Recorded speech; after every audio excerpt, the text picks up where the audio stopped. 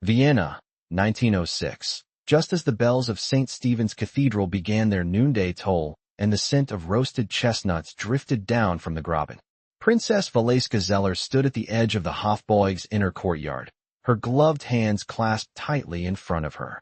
The winter sun bounced off the snow-dusted cobblestones, but she barely felt the cold. Her gaze was fixed on the palace gates, where the Imperial Guard performed their shift change with mechanical precision. But she wasn't searching for ceremony, she was searching for him. Erhart Sutter, 21, tall and broad-shouldered with a deep scar along his left forearm from the Balkan border skirmishes, stepped forward to take his post. His uniform was immaculate, boots polished to a mirror sheen, saber glinting at his hip. But his eyes, those restless, startlingly blue eyes, flicked toward Valeska for the briefest second. And that was all she needed. She turned on her heel and disappeared into the covered arcade, skirts swaying. 2 hours later, Erhart would find a folded note tucked beneath a silver teacup on a tray left just inside the servants' entrance of the north wing. Tonight, the Palm House. After the final waltz, Valeska had been born the third daughter of Emperor Franz Joseph's cousin, a minor but titled branch of the Habsburgs. Her engagement to Prince Nicolaus of Saxony had been announced just 3 weeks prior, negotiated by her mother while Valeska was away in Prague. She'd returned to find her future sealed in a gilded frame and her heart already entangled with a man whose station forbade even eye contact. But it hadn't started with love. It had started with a duel. That summer, Erhart had been assigned to guard her younger brother, Otto, during his fencing lessons. Otto, barely 15, had been brash and overconfident. When he challenged Erhart to a mock duel just for fun, the guard had declined with stiff formality. Otto had insisted. Erhart had relented.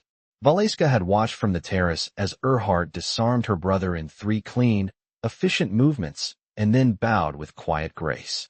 She'd followed him with her eyes from that moment on. Now, winter clung to Vienna, and Valeska's wedding was set for Holy Week. That night, the imperial ball swirled around her, chandeliers blazing, violins soaring, flutes overflowing. She danced with princes, archdukes, and generals. But her mind counted down the hours. When the final waltz faded and the guests began to disperse, Valeska slipped away from her ladies in waiting and made her way across the palace gardens, her silk cloak trailing behind her. The Palm House, a towering glass and iron structure filled with tropical plants even in the dead of winter, loomed ahead. Erhart was already inside, standing beside a cluster of banana palms, his breath clouding faintly in the cold glasshouse air. "You shouldn't have come," he said quietly, not turning. "You're the one who left the gate unlocked," she replied, stepping closer. "I'm sworn to protect you." "Not to," he broke off. "Not to love me," she said. His jaw tightened. "You're promised to a Saxon prince. I'm a palace guard. You know how this ends." "Yes," she said, "with me giving up the crown." He turned then, sharply. "What? I can't marry Nicolaus." "I won't." Her voice shook, but she held his gaze. "I'll petition my uncle to release me from the engagement. I'll renounce my titles if I must." "You'd give up everything?" he asked, disbelief threading through his voice. "For me?" "No," she said, stepping so close that her breath brushed his chin. "For us." That was the first time Erhart touched her. Not with a kiss, but with his gloved fingers sliding gently over hers, clasping them with reverence. No promises, just presence. But the next morning, everything cracked. Valeska had barely returned to her chambers when her mother burst in, face pale with fury. "You were seen," Countess Zeller snapped. "The Palm House. With a common soldier. Do you understand what this means?" Valeska stood tall. "It means I was with the man I love." Her mother's hand trembled against the back of a chair. "You will marry Nicolaus. You will do your duty." "No," Valeska said. "I won't."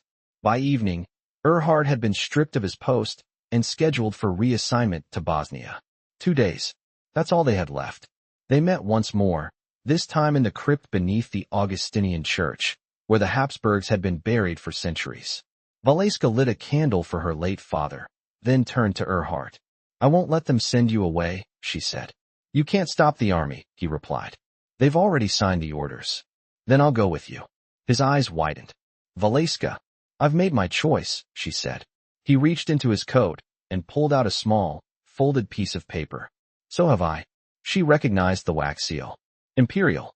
She unfolded it with trembling fingers. It was a petition, signed by Erhart, requesting honorable discharge, citing personal reasons.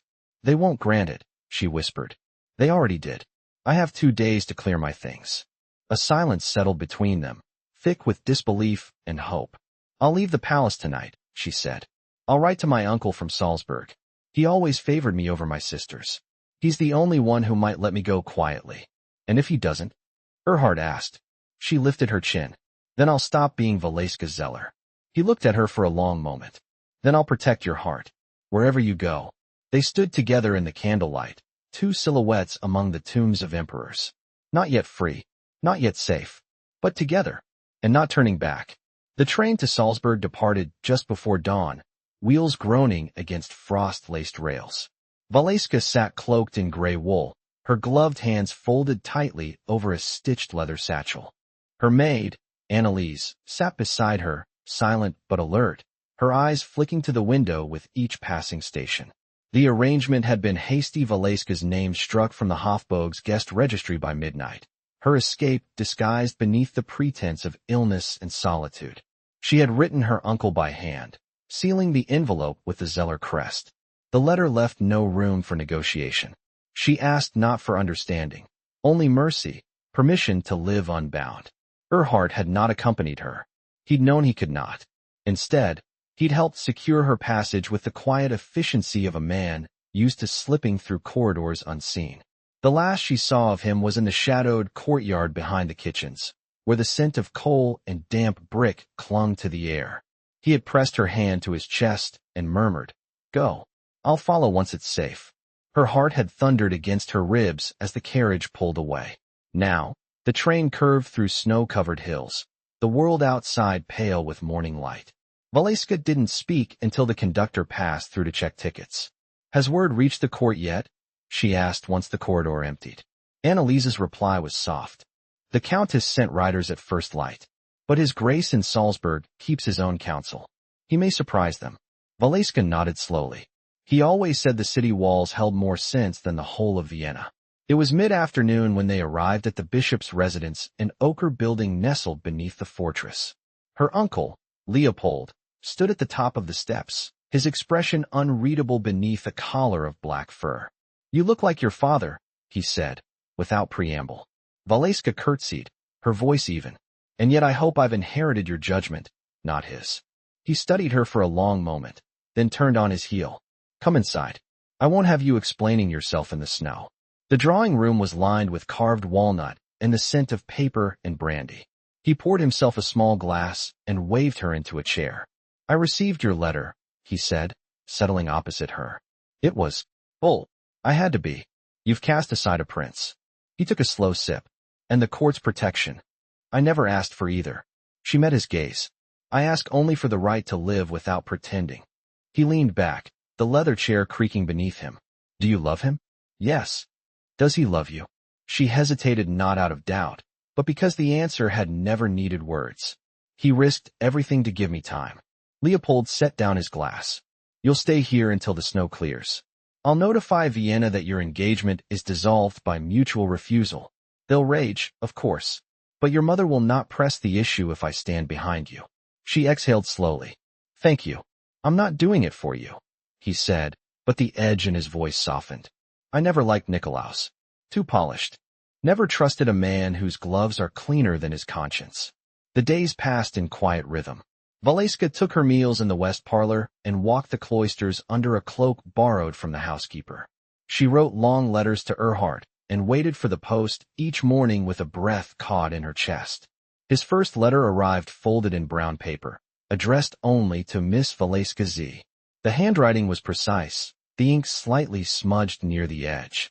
"I am no longer a soldier. I left the barracks at dusk and walked until I could no longer feel the weight of my uniform. I sleep above a stable now, behind an inn near the Untersberg. It is quiet. I think of you each time the wind moves through the trees." She read it twice before pressing it to her lips. Weeks passed.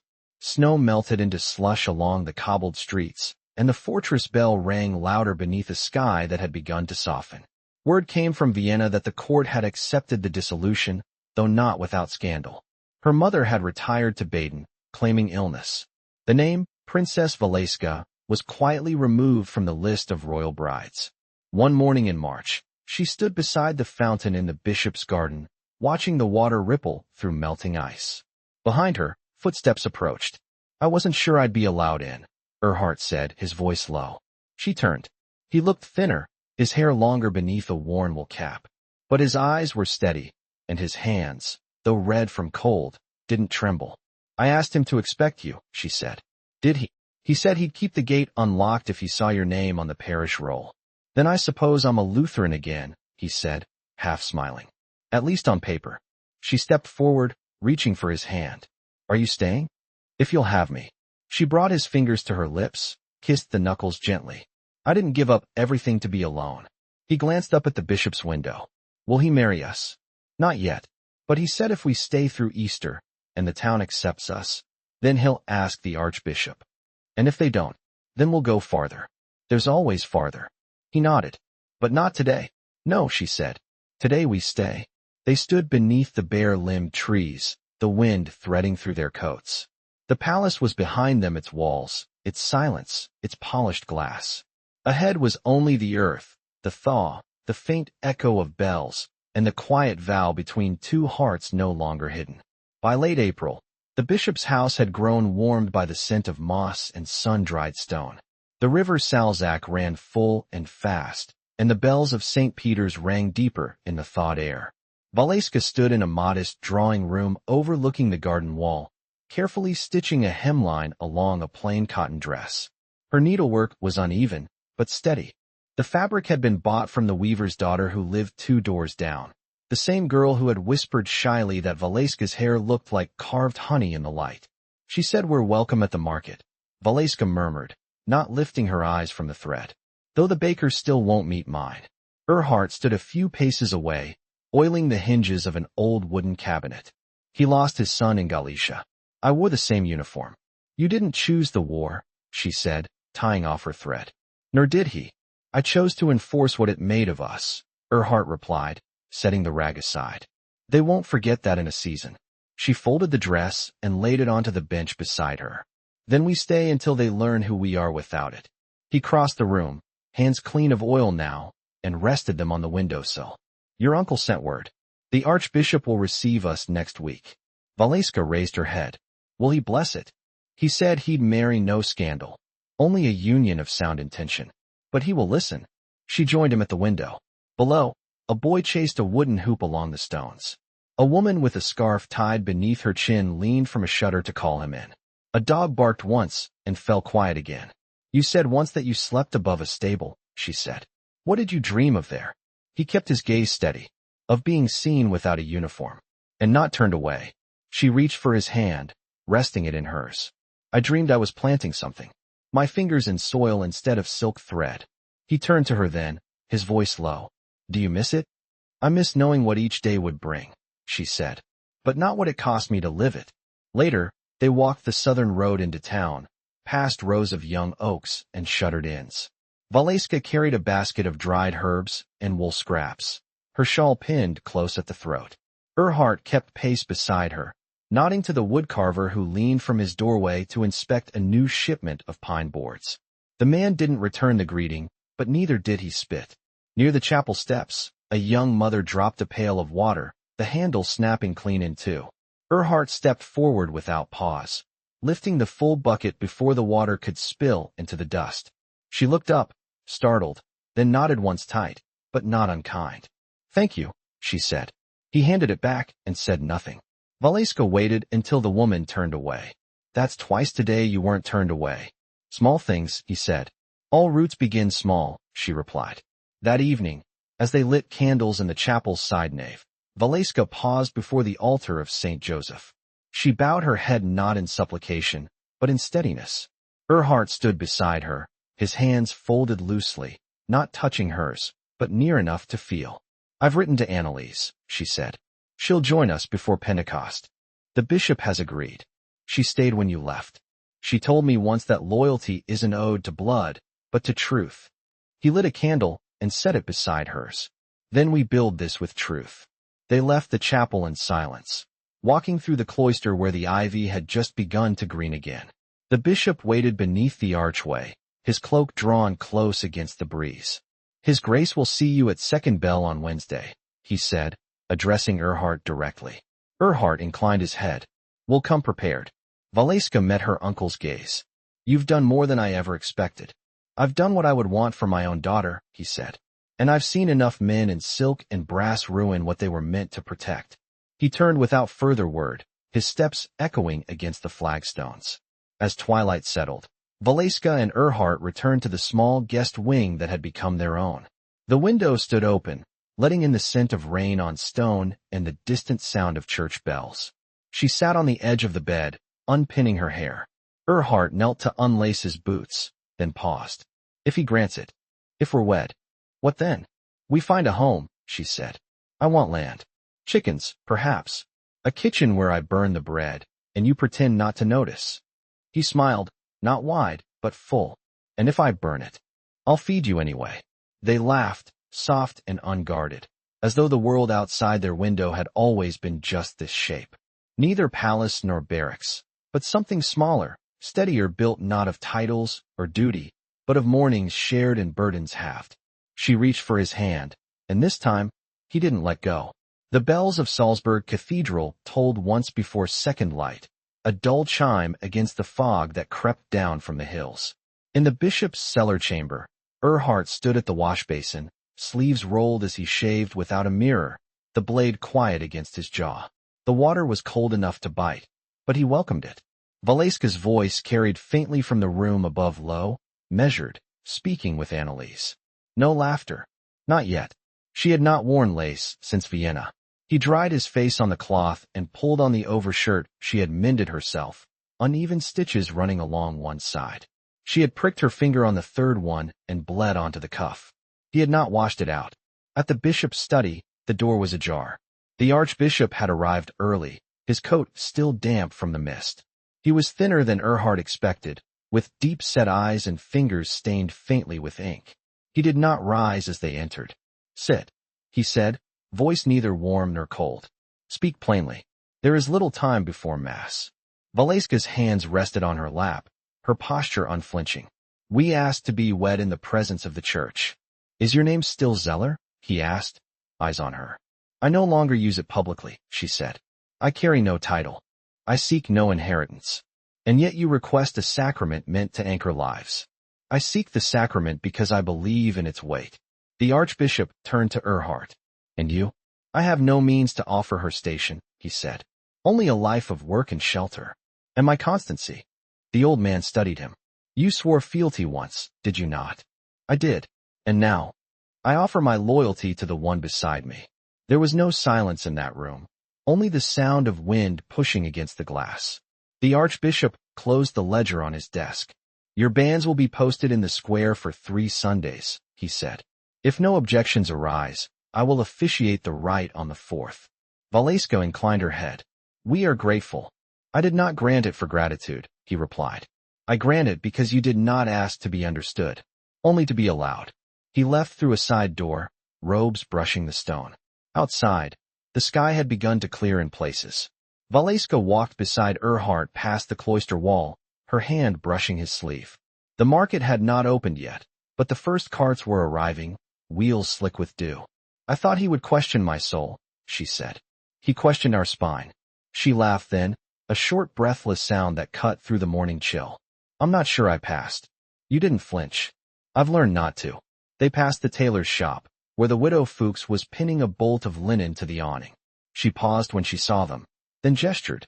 "I've a bolt from Innsbruck," she called. "Dull color, but honest weave. Come when you've time." Valeska turned to Erhart as they walked on. "She never spoke to me before. You never walked past her twice." The bishop had given them a small plot behind the stables, once a kitchen garden, now half choked with briar and ash root. They spent the next days clearing it, shoulder to shoulder, pulling at stubborn roots until their palms blistered. Valeska tied a scarf around her wrist to cover the scrape from a broken spade. Erhart stitched a tear in his trousers with thread she had dyed using beet skins and boiled wool. On the second Sunday, a young boy spat at their feet as the banns were read. His father cuffed him without a word and made him bow. Erhart didn't lift his eyes. Valeska placed a hand on the boy's head and said nothing. By the third Sunday, the grocer nodded as they passed, and a man from the tannery offered an apple carved into a heart. He said his sister once ran away with a chimney sweep and died laughing. The night before the ceremony, they sat in the garden, the air warm enough to leave the window open. Valeska had scattered dry lavender between the sheets. She leaned against the wall, her knees drawn up. "Do you think it will rain?" "No," Erhart said. "The sparrows are nesting low." She watched him from the corner of her eye. "You never said what you'll wear tomorrow." "I thought I'd wear the shirt you made. The hem is crooked. So is my shoulder." A pause stretched between them. "Did you ever imagine this?" she asked. "No," he said. "I never imagined being permitted to stay." She reached forward, fingertips brushing his wrist. "You stayed because you chose to. Not because you were allowed." He didn't answer. He didn't need to. The next morning, the chapel held only 23 souls. Annalise stood behind Valeska, her palms folded, a sprig of rosemary pinned to her collar. The bishop read the rite in a clear voice, his hand steady as he passed the ring. It was not gold, but brass, shaped from the casing of a discarded cartridge. When the archbishop asked for her vow, Valeska did not falter. "I bring no dowry," she said. "Only my word." Erhart's answer came without hesitation. "I carry no shield," he said. "Only my hands." The archbishop placed his hand over theirs. "Then let none divide what you have joined with quiet dignity." They stepped outside into the courtyard. The sky held no cloud. The tailor's widow tossed a handful of rose petals from her shawl. The apple carver played a thin reed whistle. Children chased one another across the cobbles. Erhart turned to her. "You gave up a crown. And found a home," she said. He bent to kiss her brow, not for spectacle, but for truth. And this time, no one turned away.